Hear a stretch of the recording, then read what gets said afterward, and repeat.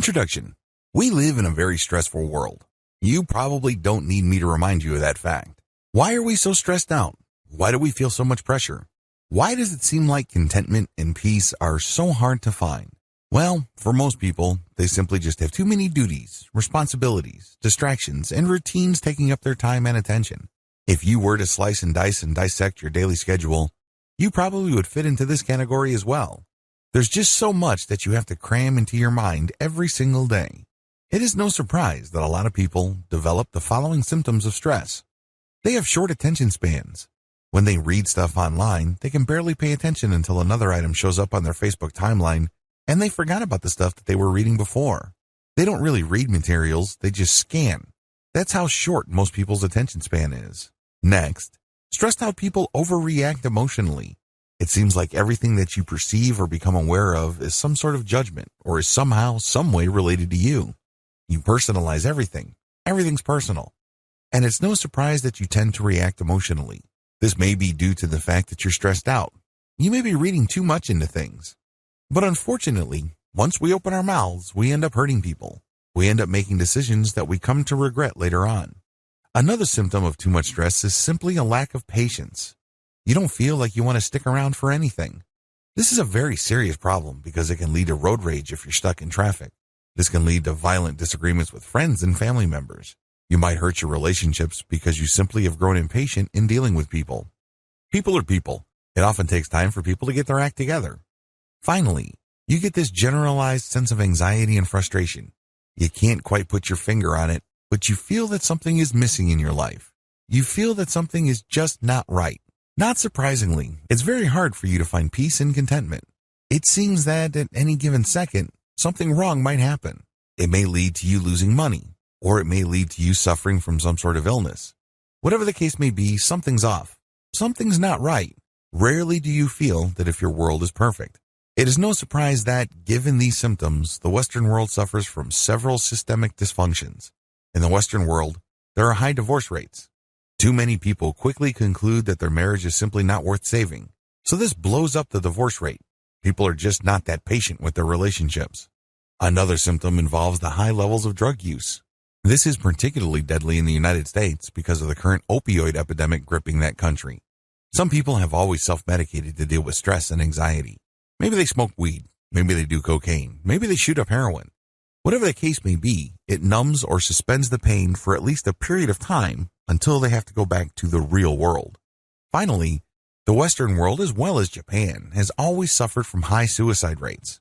This is another reflection of the prolonged systemic dysfunction produced by depression, stress, and anxiety. If you need proof of this, just look at the top prescribed medications in any given year in the United States and many parts of the developed world. What do you see at the top? Antidepressants or anti-anxiety medications.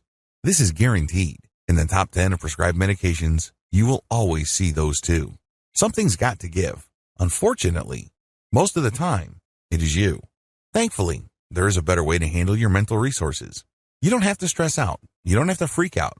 You don't have to be emotionally on edge every single time. You don't feel like something wrong is going on or something's about to get knocked loose. The best thing about this better way of handling your mental resources is that it is 100% drug-free. That's right. No chemicals are involved. This method is also 100% natural. You deal with your mind as it exists. You don't have to buy a machine. You don't have to take drugs. You don't have to ingest anything foreign into your body. It is 100% natural. It works with how your mind works. It is also 100% conscious. You're not going to hypnotize yourself. You're not going to be under the mental control of another person. Finally, this system enables you to remain in 100% control of your mind. You call the shots. You pick the method, and you work with it. It works on your schedule, on your terms, and based on your needs. Sound awesome? Wouldn't you like to try this better way? Are you sick and tired of the regular ways you deal with stress, anxiety, and the daily strains of modern living? Well, here's the answer. Meditation. This training teaches you the ins and outs of practical meditation so you can come up with a solution that works best for you. Common myths about meditation that might be turning you off. Near the end of the introduction to this training, you might be a little bit skeptical. You probably have heard of meditation before. However, you might not have been excited at first. I really can't blame you because a lot of people have certain preconceptions regarding meditation. A lot of these are really myths that serve to turn people off from this amazing practice that can free them from daily stress and pressure. Part of the reason for this is because of the religious or spiritual baggage of meditation. After all, meditation was pioneered in the East in the specific context of Buddhism and Hinduism. This cuts against the grain with most people from the West. Most Westerners are secular. It's no surprise that a lot of people are turned off by the spiritual or mystical reputation of meditation. But this is not the reality of meditation. Here are 8 myths that might be holding you back about meditation. Learn to recognize these and hear the truth about meditation so you can make a real informed choice. Myth number 1, you have to be religious for meditation to work. According to this myth, you have to be a Buddhist or a Hindu for meditation to work for you. Absolutely wrong. Meditation works with how your mind naturally processes stimuli. It doesn't need religion. It doesn't need spirituality. You just need to tune in to how your mind is already working. Myth number 2, you have to believe for meditation to produce benefits. You don't have to believe in anything. You just have to go through the steps of meditation because meditation works with how your mind works. It's kind of like redecorating a room with existing furniture. The furniture is already there. You just need to rearrange the furniture so it produces better effects. You're not imagining stuff for the process to work. You're not forcing yourself to change what you believe in for meditation to produce results. Myth number 3, you are fully unconscious when meditating. This is an absolute lie. A lot of people are under the impression that meditation is really like some variation of sleep and you're hypnotizing yourself or entering some sort of altered reality.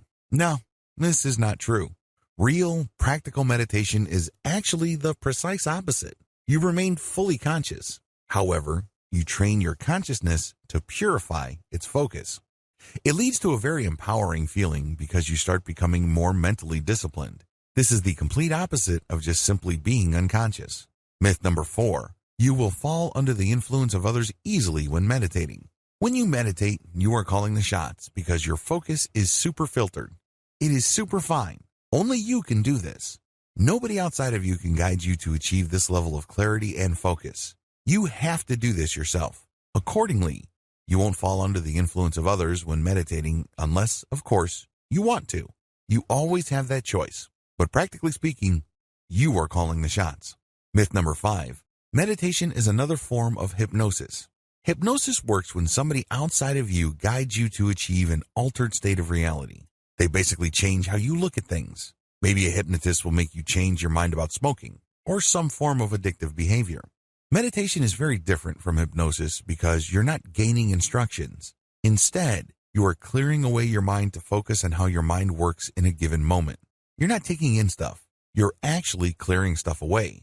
So there's nothing to get hypnotized about. What you have is pure focus. Myth number 6, it takes a lot of effort to meditate properly. Your mind is actually very powerful. To use machinery analogy, your mind already has gears that turn, and these are very powerful gears. You have to understand that you navigate reality with your mind. It's how your body exists in reality. You perceive reality through your mind. When you meditate, you tap into that machinery and you purify it. In other words, the energy is already there. You don't have to exert new effort. Instead, again, to use the analogy of the room with furniture, you're just rearranging the furniture to produce a different effect. Myth number 7, you have to meditate for a long time for it to benefit you. Meditation, to a lot of people, is a lot of work. They think that there are many levels to it. Well, people who think that way are being confused by the traditional religion or spirituality that surrounded meditation because Buddhists think in levels. Hindus too, to a certain degree. Raw, practical, basic meditation can produce results for you right here, right now. Since your goal is not to attain some sort of mystical enlightenment, but to just live in the present moment and focus your mental energies, the benefit is almost immediate if you do it right. Myth number 8, people who meditate are gullible. This really is a slam against people who are looking for natural and self-controlled ways to deal with stress. This is an insult. The truth is, even if you are the most skeptical person in the world and you really have a tough time believing anything, if you just focus on the mental processes that you are already engaged in and direct it to a more natural alignment, you don't need to be persuaded of anything. It just works on its own. All of the 8 myths above will trip you up. Learn how to spot them in terms of your belief system. Let me tell you, what I'm going to teach you about meditation will not benefit you in the least if you hang on to any of these myths. Get out from under them and start enjoying the benefits you've been looking for. You need to start with as clean of a slate as you can. So make sure you go through your personal, mental, and attitude laundry list and clear out any of the myths above or anything related or similar enough to these myths. Otherwise, meditation may not work out for you. Meditation in a nutshell. What is meditation? We've already established in video 1 that it is not some sort of metaphysical, spiritual, or mystical state that you enter. It's definitely not some sort of attempt to achieve some sort of alternate reality or navigate some sort of spiritual truth. Instead, meditation works with how your mind already operates. The bottom line is, if your mind did not have a self-correcting system to achieve some sort of balance or some sort of inner peace at some level or another, you would have gone crazy a long time ago. That is the bottom line. Meditation really all boils down to getting in touch with that and becoming more aware of that machinery so you can call it into action when you need it and on your own terms. Your mind is a very powerful biochemical machine. It has all sorts of gears and processes and systems. Meditation just simply taps into this amazing interconnected network of internal systems that manage your personal reality to make the system work for you instead of against you. The cloud analogy. To get an understanding of how these systems work, I need you to imagine that you are looking at the world from 500,000 feet. At that distance, the world is a globe. You can see the clouds at the surface, and you can see some storms. And when you sink deeper, let's say to 200,000 feet, you can see the storms up close. You can see the lightning. You can see the movement of the air. You can even see the surface of the waters. You can see the heat of the deserts. There's a lot of commotion. There's a lot of stress. But when you sink another 200,000 feet, you can see everything up close and personal. There's a lot of turbulence. Then you sink another 500 feet into the ocean. It starts getting calmer. You can still see some patterns from the surface, or if you dig into the earth, you can see some mild disturbance. But when you get to the core of the earth, it's surprisingly stable. In fact, it's a molten core. It rarely moves. It's just liquid because of all the heat and pressure from the surface. But it is very, very stable in the center of the earth. Your mind is the same. When you drill down enough, things get calmer and calmer, despite how traumatic, turbulent, and stressful the surface areas of your mind become. When you get to the core, you can take a lot of comfort from the fact that it will always remain calm. It has to be this way because, as I said earlier, if humanity did not develop in such a way that our minds have some sort of self-correcting system that's always stable, we would have died as a species a long, long time ago. Meditation is all about getting to your core. Practical meditation is all about getting to that inner core. It's all about getting to that part of your mind that is always at peace. It has these mechanisms that ensure that you keep going back to this sense of peace. Believe it or not, really stressed out people who are going through a living hell as far as their emotions, their relationships, their career, their finances, and everything else in their life, actually have a calm inner core. Unfortunately, that's just buried in all the stuff that's taking up all their mental energy. But it's not going to go away. It's always there. You are programmed by biology to have a calm inner core. Otherwise, you would have gone crazy a long time ago. The bottom line is simple. Meditation is all about living in the moment. That is where we reconnect with our calm inner core. Here's the twist, though. Meditation is an art, not a science. If meditation was a science, like some sort of equation that you just plug in variables into and you will get the same predictable result, then we wouldn't be here. But unfortunately, it is personal in nature because you have to go through the process of making choices to clear up your mind so you can lock in on the present moment. That's how you reconnect with your deep, abiding inner core of calm and serenity. Now, with that said, although meditation is an art and not a science, it's been scientifically studied thoroughly. In fact, there are at least 200 peer-reviewed, hardcore scientific studies of meditation. A lot of this was done in the 1970s. Meditation has a lot of scientific benefits. I will go into that in the next video. But don't think that what I'm going to be teaching you is some sort of an experimental or completely new method. No, its effects have been known for quite some time. In fact, in many parts of the world, it's been practiced for at least 1,000 years. The top 10 benefits of meditation. If you're going through this training, chances are you already want to try your hand at meditation. There's a high probability that you probably already know some, if not all, of the 10 major benefits of meditation. Just to be sure, if you're still in any way, shape, or form on the fence regarding this practical and all-natural way to relax, here are just the 10 major benefits of meditation. Please note that the actual list of meditation's benefits is quite long. These are just the most commonly reported benefits. Benefit number 1, it slows down your mind. Part of the reason why people are so stressed out is because they have 1,000 things on their mind. They're just so focused on so many things at the same time that they spread themselves too thin. They're not very patient. They don't have much focus, and it's very easy for them to drop the ball. It's very easy for them to spend day after day thinking that they really haven't done much with their time or the opportunities presented to them. By learning how to meditate on a practical basis, you slow down your mind. You're able to focus and appreciate one thing at a time. This is not a step back. In fact, this is a great way of reclaiming your ability to focus and control the many different areas of your life. Benefit number 2, it relaxes your mind. Focus is one thing, relaxation is another. Please understand that these are two totally different things. You can be focused on something that really stresses you out and take care of the problem. However, once the issue is done, you may still be tightly wound up. You may still be stressed. Meditation enables you to completely relax your mind. It is a great way of not only taking off stress, but also relaxing your mind. You get inner peace. You get serenity. Benefit number 3, it relaxes your body. There's a tight connection between your body and your mind. The less stressed your mind becomes, the more relaxed your body gets. These two are strongly tied to each other. By working on your mind, you go a long way in relaxing physically. Benefit number 4, you gain perspective. Part of the reason why people are so stressed is because they think that they're jumping from one emergency to another. They are literally caught in the end of the world every single crisis. It's as if they're putting out one fire after another. Well, it turns out that most, if not all, of the things that you're stressed about are nothing to stress out over. In the big scheme of things, they are really small potatoes. When you adopt a daily or consistent meditation practice, you get to see the big picture. Gaining perspective enables you to achieve some level of inner peace. Benefit number 5, you create distance between your emotions and your perception. One of the most common symptoms of stress is when everything seems to revolve around who you are, your personal value, and your goals in life. In other words, every small disappointment becomes a giant failure. When you don't agree with somebody else, instead of leaving it at a fairly shallow level, the disagreement becomes really personal. You really have a tough time letting go of your emotions. Well, when you learn how to meditate, you create distance between your emotions and perceptions. Just because you perceive certain things, it doesn't necessarily mean that you have to interpret things in a very emotionally negative way.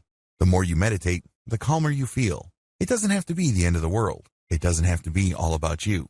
Life doesn't have to involve a tremendous amount of unnecessary drama. Benefit number 6, your focus increases in power. Where your focus goes, energy flows. Unfortunately, if you're stressed out, it's very easy for you to try to focus, but there's really not much power left. You can't muster the willpower needed to get stuff done, regardless of how much you think you've set your mind to something.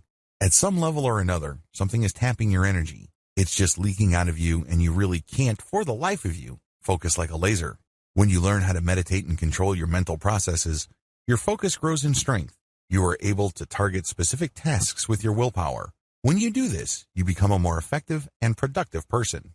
Benefit number 7, your focus increases in clarity. Just as focus involves willpower, focus also involves clarity. Things start to make sense. Things fall into place. Unfortunately, if you're under a lot of pressure, it's easy to suffer from brain fog. Everything looks the same, everything is fuzzy, and it's hard for you to tell which is which. You don't even know what your priority should be or not. It is no surprise that regardless of how much focus stressed out people try to put on certain tasks, they can't get anything done. It's as if they try to impose their willpower to do certain things, but it turns out that they're doing the wrong things at the wrong time to produce the wrong results. They end up chasing their tails. When you meditate, your focus not only grows in strength, but it also grows in clarity. You start using your values as your filter as to what to focus on. This can have a tremendously positive result on your productivity as well as your sense that you are able to make things happen in your life. Benefit number 8, it lowers your blood pressure. In research study after research study, scientists have discovered that consistent meditative practice actually lowers blood pressure.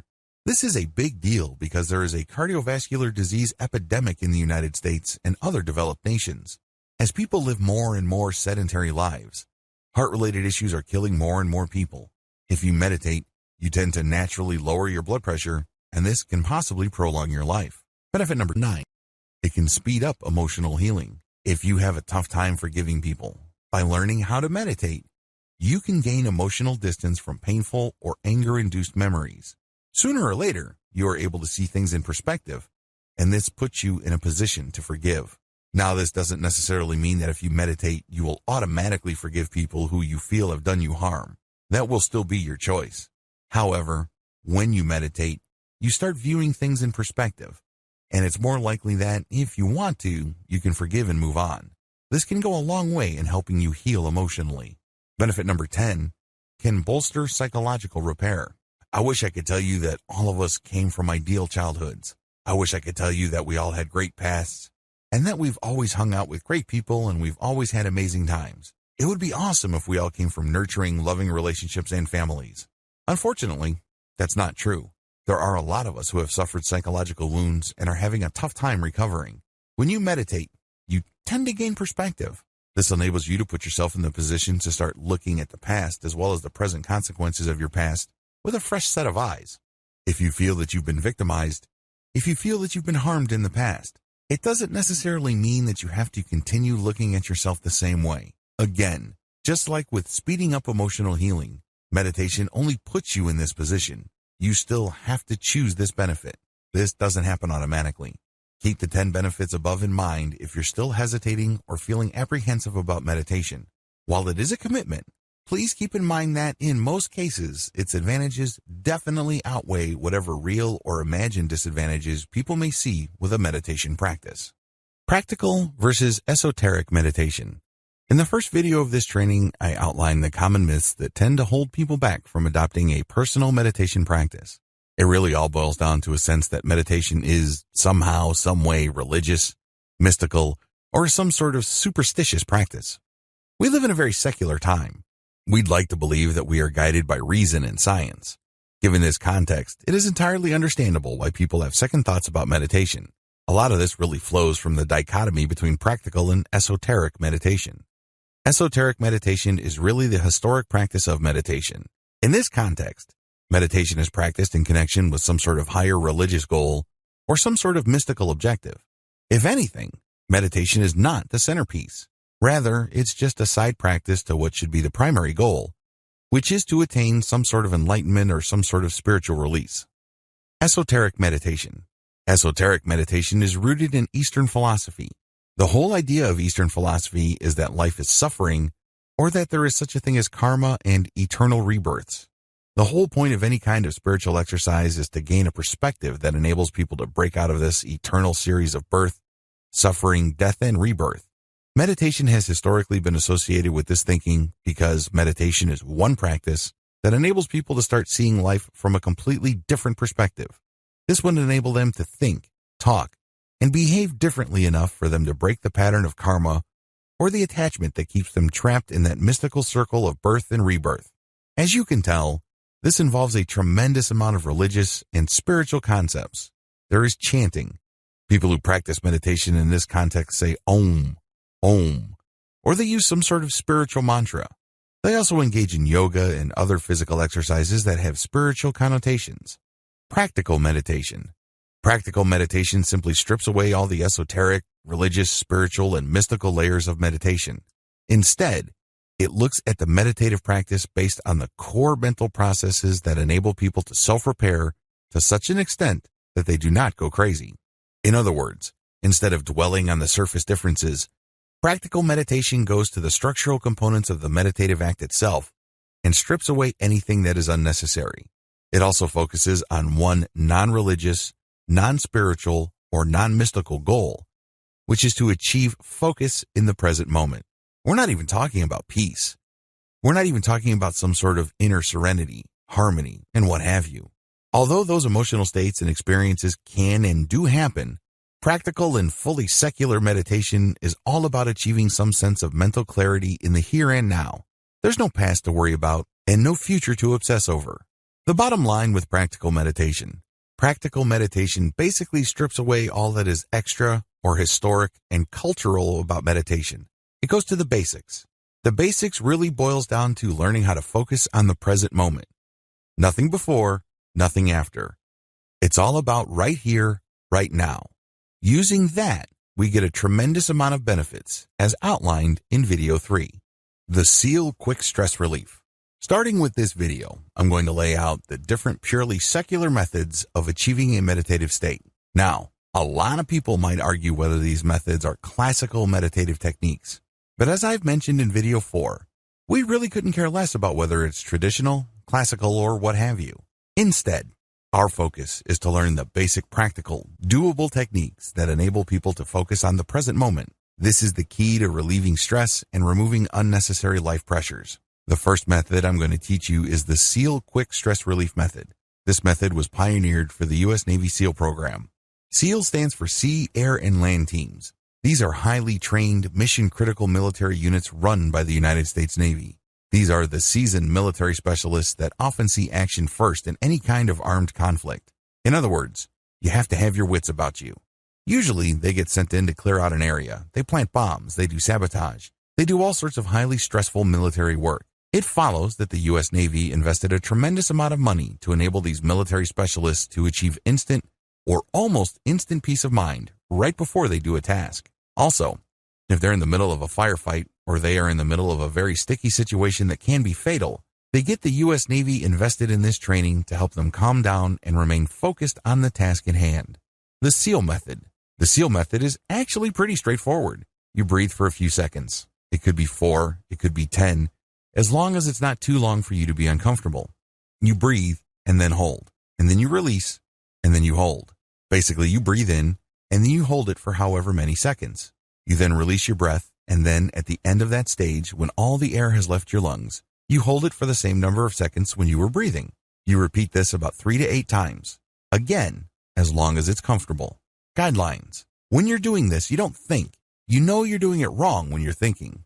Instead, you should just focus on what you're doing. Focus on the air coming in, focus on holding your breath, then focus on the air going out. If you keep repeating this with your focus solely on your breath and what your body is going through, the relaxation will come.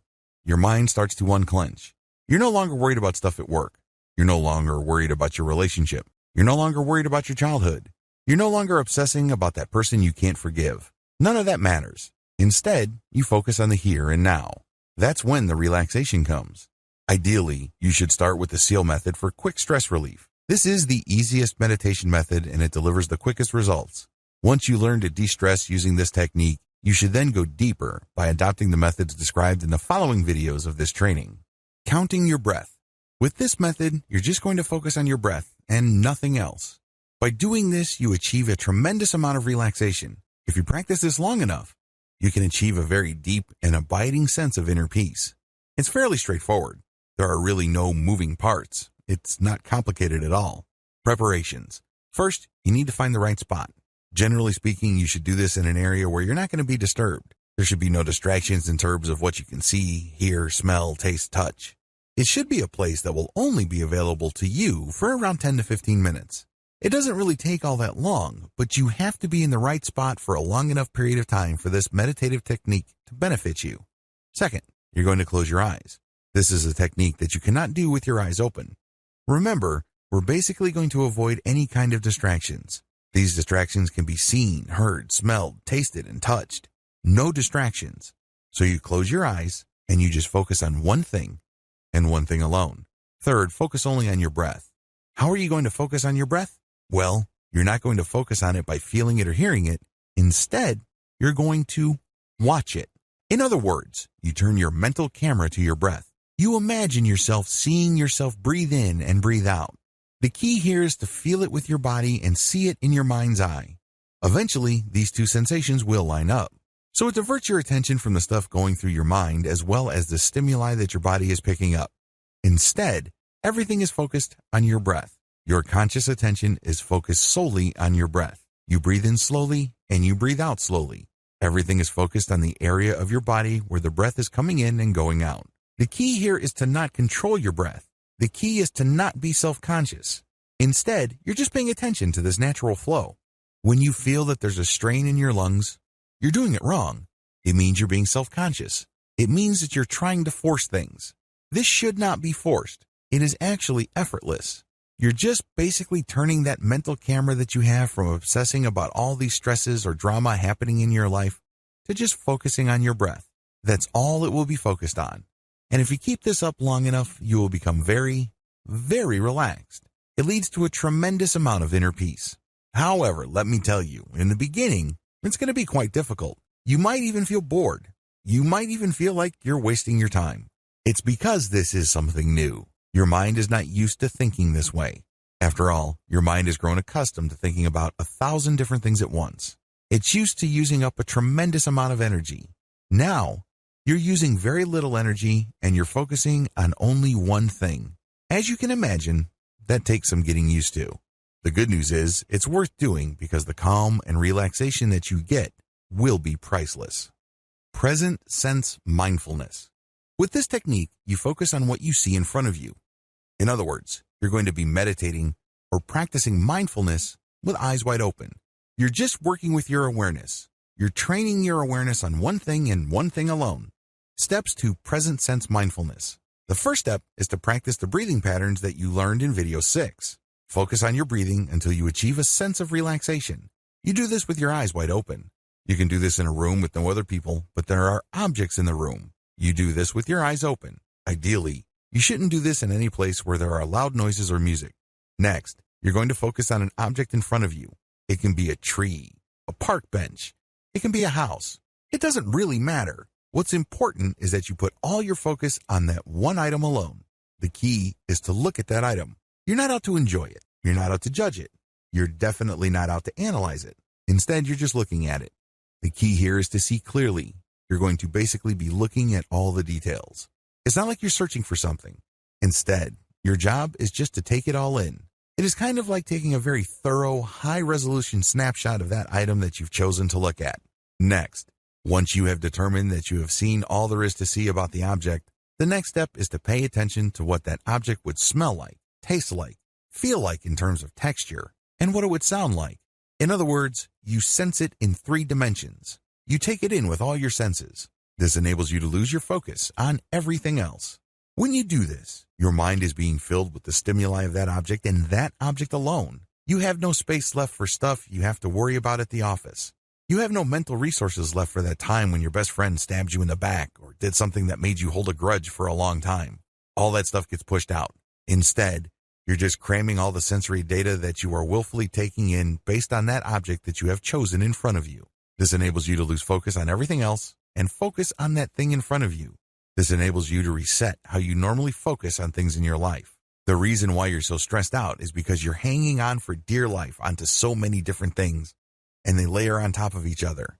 And at the end of the day, all this willpower and this mental energy is just basically wasted because you're hanging on to so much stuff. When you practice this meditative technique, you push a reboot button for your mind and let go of all that stuff that you're clinging to. And instead, you just fill it with the stuff that you take in and that you flush out. Eventually, this leads to mental hygiene because you will develop the mental discipline to zero in on an issue or a set of data for however long it takes to produce. Let's say at work or in an argument or even dealing with a relationship, and then let go. Watch your emotions like clouds.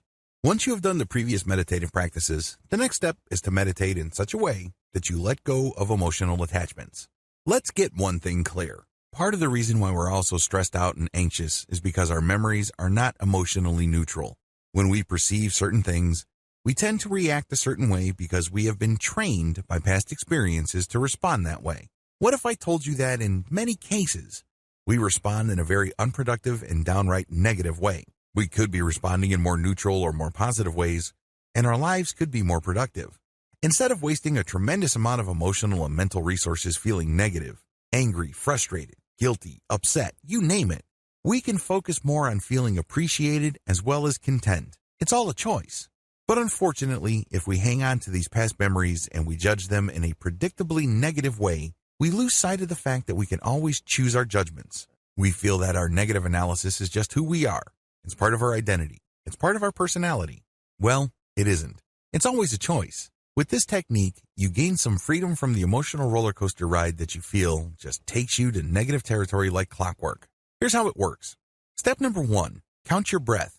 Go back to the earlier video where I taught you how to count your breath. Watch your breath. Count it. Focus on your breath. At a certain point, you will relax. You can use the SEAL method, or you can use the more intensive breath counting and watching method I discussed earlier. Whatever the case may be, Keep doing it until you sense relaxation. Step number 2, close your eyes. Once you feel that you have reached a certain level of relaxation, close your eyes. Everything should go black. Allow yourself to relax even deeper. Allow yourself to slow your thoughts down. Just focus on the calmness of the darkness. There's nothing to prove here. You don't have to be somebody that you're not. You have nobody to impress. This is just you and your thoughts.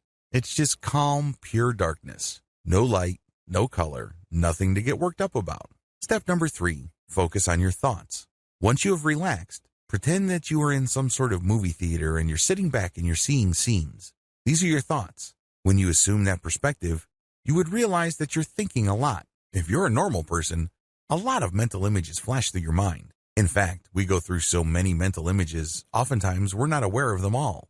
So sit back and just see your thoughts play out. Step number 4, make sure not to judge or analyze your thoughts. Here's the thing that you will be doing differently. Most people have no problem seeing mental images flash through their mind. But the problem is, once that happens, they get all emotionally caught up. For example, you had an ex who cheated on you, stole from you, or otherwise did bad things to you. How do you think you would feel when you see something that reminds you of him or her? You probably don't feel all that good. Now with this technique, when the mental image or the picture or the likeness of your ex comes to your mind, your rule is that you let the image flash, but you will hold judgment. You're not going to analyze it. You're just going to acknowledge that this is the image of my ex, this is the image of my boss, this is a scene from my childhood, this is a scene where I was let go at work, this is a scene at jail. Whatever the case may be, you're seeing all these mental images, but you're not judging. You are acknowledging. It's very important that you know the distinction. You're not engaged in pretending to not see something. For example, if there was a fire in your childhood, you're not going to say, well, this was a happy moment in my childhood. No, this was a fire in my childhood. But this is going to be different from this is a very traumatizing childhood memory that basically destroyed my life because I lost both parents. Do you see the difference? There's no judgment here. You just say, this is a fire that happened when I was a child. It's stripped out of all emotional baggage. It's stripped out of all emotional trauma. Acknowledge and describe in a very objective, flat, and neutral way. This is not going to happen overnight. If you are carrying around a very heavy weight, maybe child sexual abuse, maybe you were unjustly punished. Whatever the case may be, you just need to focus on what you see. Do not judge. Do not analyze. Just acknowledge it and then move on to the next step. Step number 5, let your thoughts pass like clouds. One of my fondest childhood memories involves me and my cousins just going up to this little hill, and for what seemed like hours, we would just lay back on the grass and watch the clouds pass by. My cousin would say, that's a bicycle. I would say, no, that looks more like a dog. There was, of course, no right or wrong answer. Everyone's entitled to their opinion. Every person's guess was as good as all others. It was a lot of fun because we were exercising our imaginations. We were, after all, just watching clouds pass by. There were countless clouds before them, and there will be countless clouds after them. They are here one moment and gone the next. I want you to do the same with your thoughts, but let them pass like clouds. Just like clouds, your thoughts just pass through. Let them pass. Don't deny them. Don't pretend they are something else. Don't argue with them. Don't bargain with yourself. Just observe the thought clouds honestly. In other words, when the mental image flashes, acknowledge it. For example, this is a fire that happened when I was 3 years old.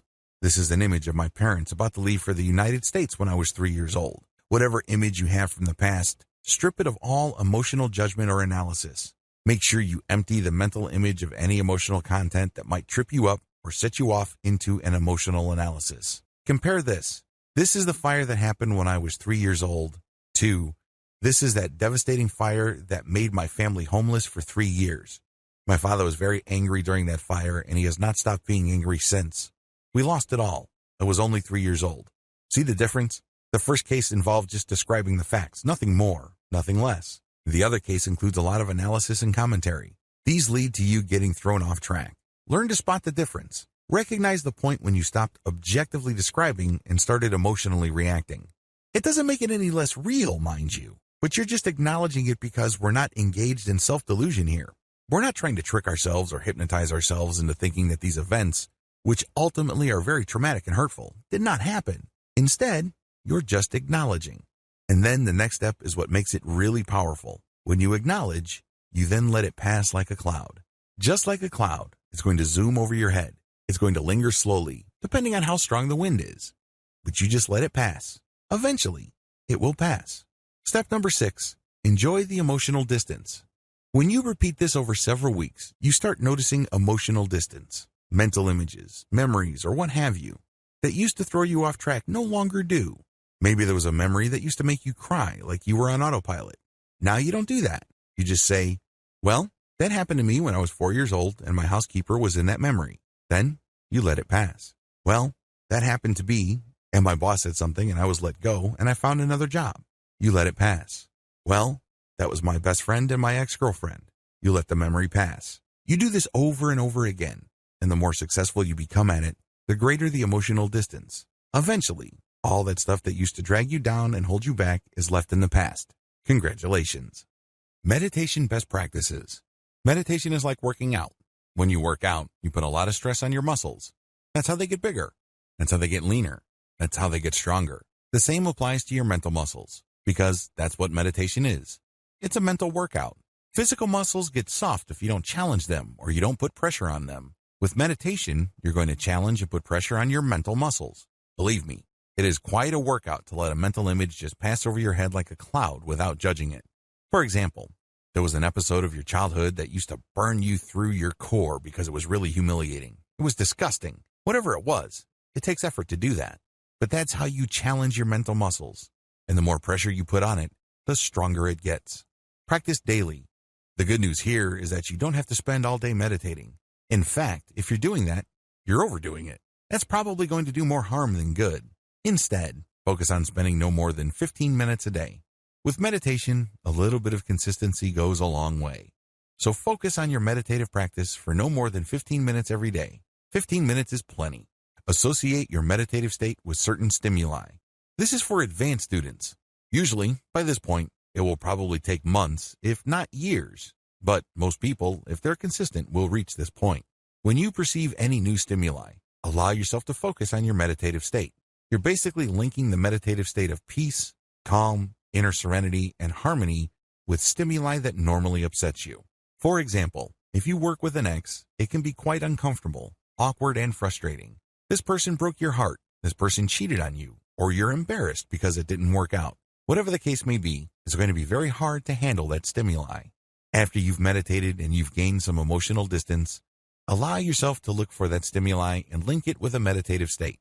In other words, you are replacing the stress, discomfort, and embarrassment that you normally feel when you perceive that stimuli. Maybe it involves seeing the face of your ex or hearing his or her voice, whatever the case may be. Now, you're replacing it with a meditative state. The meditative state, of course, involves a sense of calm, being in control, clarity, peace, healing, restoration. So instead of that person's voice or image just stressing you out, upsetting you, now it calms you down. You say to yourself, I'm okay. There's nothing to get hung up about. I can deal with this situation, this person, these memories at a certain level, and I'll be okay.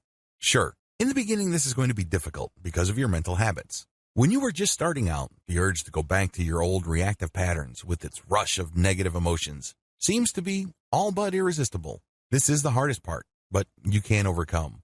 Choose to override this natural tendency, and it will get easier and easier to respond to life stimuli based on your highest values instead of your feelings or whatever is convenient or easy. The more opportunities you seek to practice your newfound power over your emotions, the stronger your mind becomes.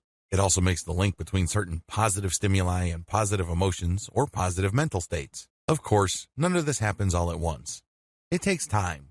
Still, every time you successfully choose to focus on being calm and successfully recall the mental calmness of your meditative state, the easier it gets. The secret is practice. Interestingly enough, to get the practice you need, you actually have to seek out situations or stimuli that normally stress you out. That's the only way you can test out your ability to recall a calm inner peace. Usually, people do not need help recalling stressful, embarrassing, traumatic, or painful memories. Start there. Since these are thoughts, you have a lot more control over the thought and the outcome. Compare the above to testing out your meditative recall skills on actual people. People can be quite random. You might have a very sticky situation on your hands, and unlike memories, there's no rewind button if you end up saying or doing something that harms your relationship or takes it to a much lower level. Regardless of how you do it, give yourself the opportunity to consistently test out your ability to recall that state of mental calm, serenity, and peace. In that special space you have built for yourself within your mind, there's no need to prove anything. You don't have to be somebody else. There are no painful memories. There is no worrying future. Instead, you just have calm in the here and now.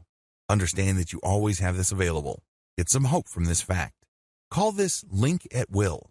Once you have trained yourself to remember that meditative state when situations present themselves, the next step is to call it at will, meaning you yourself will trigger that meditative state. You no longer need stimuli. That's when you have reached a higher level of practical meditation, because that sense of calm, release, and objective distance that you feel with your emotions pretty much persists on a 24/7 basis. You only need to choose to call that meditative state to being, and it happens. You now know it like the back of your hand. Conclusion. All the things that I've taught you here are the product of several years of meditation and mindfulness practice. There are lots of pitfalls. There are lots of dead ends. There are lots of false leads and false positives. I've weeded all those out, and I've presented to you meditative practices that work. However, these materials will not work for you until and unless you commit to doing them. It's really important that you go through this training in order. Don't skip. Don't jump ahead. Focus on it one step at a time. This way, you will be able to fully benefit from the techniques that I have described in this training. It is also important that you focus on consistency. A lot of people think that meditation is just another activity that they engage in because they're looking for a result. They are looking for some sort of solution. While that may ultimately be the truth, please understand that you must look at meditation and mindfulness as ends in and of themselves. In other words, they're not just means to an end. They don't just enable you to go where you really want to go. Instead, they must be your destination. They must find some sort of value in doing them. That value must be in the act itself. If you're able to do this, then it becomes part of you. It becomes part of your personality in addition to your daily routine. You will then be able to put yourself in a position where you will level up your ability to focus, stay in the present moment, achieve emotional distance and emotional clarity. Ultimately, it's all a choice. You have to exercise that choice. You have to be responsible for yourself, your thoughts, and your actions. Do it today. One of the most common problems I've noticed people experience with meditation is the fact that they feel that they would be able to do it only when things are right. They feel that they have to feel a certain way. They think that certain conditions have to be present in their life for them to do this. What you're doing is you're just giving yourself excuses to not start. I'm telling you, if you don't even get yourself to start, you are failing. You're not dealing with your stress. You're not getting your life back. You're not setting things in order as far as your mental peace and tranquility are concerned. You're achieving nothing. You might be thinking that you're researching book after book about meditation, but what you're really doing is just giving yourself an excuse to not start. You have to understand that when it comes to any kind of profound personal change, our number one enemy is ourselves. The paradox of self-sabotage. I know it sounds kind of weird. You know how frustrated you are. You know that you feel that something is missing in your life. You know that you're not fully content. You understand that meditation can help you achieve some sort of balance. You understand that meditation can lead to a greater sense of inner peace. Why in the world would you want to get in the way of that? Why in the world would you want to sabotage that? Well, it's actually quite simple. We're all creatures of habit. We get accustomed to things. We grow attached to things. Once you do things a certain way and you think about things a certain way, you feel that you're stuck in that pattern. You feel that you're not capable of going outside of that pattern. I know it sounds weird, but you know that you're not really all that happy. But ultimately, at some level or another, most people would rather deal with the devil they know rather than roll the dice and take chances with something better. They know they're not happy. They know that things could be so much better, but they're afraid of trying something new. These are the issues that you have to confront with. They will crop up sooner rather than later. I share them with you and I shine a light on them at this point in the training so you can spot them a mile away. Understand that when you start bargaining with yourself about why you should not meditate at the appointed time, you're basically giving in to this. This is all too predictable. This is to be expected. Now that you know that you're going to be playing all sorts of games with yourself, stick to your resolve. Stick to the game plan. Understand that there's a lot at stake. You're trying to get your life back. You're trying to gain control of your emotional and mental processes. You can be so much more productive, and you can be so much more effective if you overcome your old patterns. Unfortunately, if you allow yourself to make all sorts of excuses and justifications to go back to your old way of thinking, you give up a tremendous future for convenience. You've grown to love your chains. One of my favorite philosophers in college was the French Enlightenment thinker Jean-Jacques Rousseau. Rousseau said, "Man was born free, but everywhere he is in chains." This quote, of course, is all about political philosophy, but Rousseau was absolutely right on a personal level. We are born free. We are born with a tremendous amount of possibility. We are born with a tremendous amount of personal power. We have it in us to do great things. If you are doubtful of this, just think of the great thinkers, builders, and innovators of this world. Think about people who managed to build vast fortunes even though they were born with nothing. People have potential. All of us do. If successful people can succeed, you can too. How do I know? Well, each choice you make is an exercise of power. You have all this unlimited potential in you, and it all flows from the fact that you have a choice.